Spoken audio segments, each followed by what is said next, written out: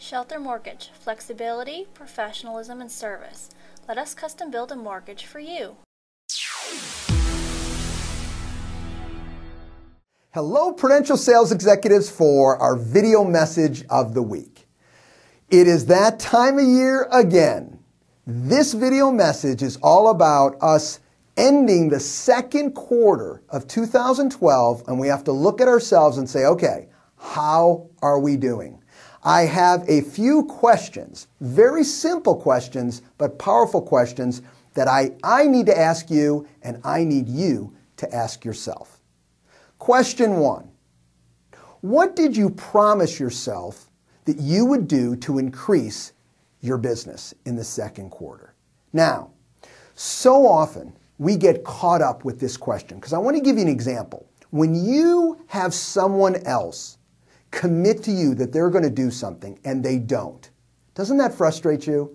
That could be, another agent, maybe a supplier, someone that you deal with, an affiliate, maybe something outside of your business. Anytime someone commits to you to do something, they need to follow through and do it. Well, guess what? Sometimes we fall into a trap and we don't realize that when we commit to do something to ourselves, that's the most important commitment that we need to follow through on. So I submit to you, what did you promise yourself? What did you commit to you that you would do to move your business forward in the second quarter?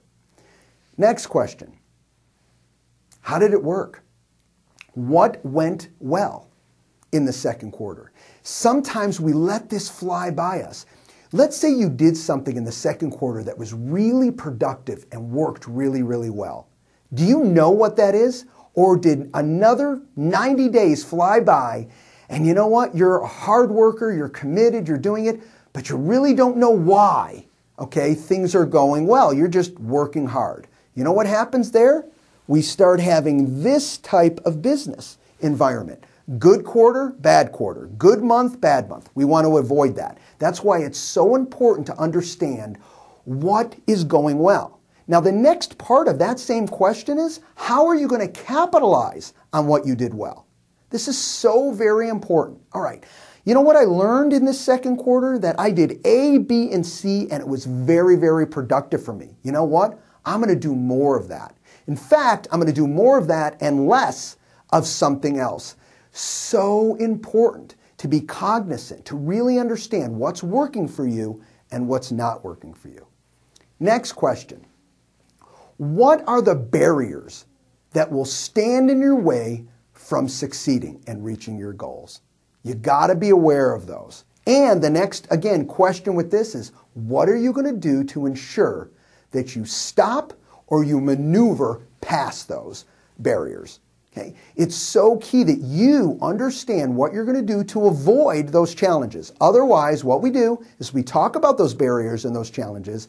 They happen just like we thought, and we're stopped dead in the water. We don't want that to happen, all right? So you need to be clear with yourself. This is what I'm concerned about, and let's talk about it. Maybe you talk with other sales executives, you bring it to your leadership team, but you say, look, here is my concern. Give me the answers on these 2, 3 barriers that I'm concerned about, because guess what? In advance, I'm going to make sure that I'm ready for them so I can avoid those from ever happening.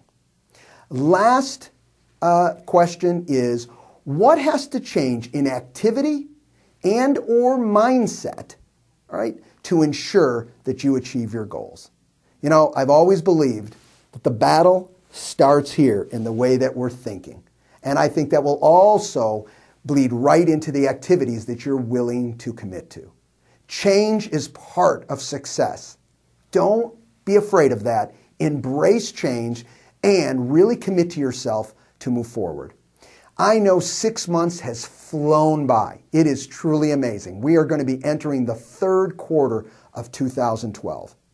You've achieved so much to date. Let's keep the production going. Let's keep it moving in a positive direction. Have a great week, everybody, and we'll talk to you next week. Bye-bye.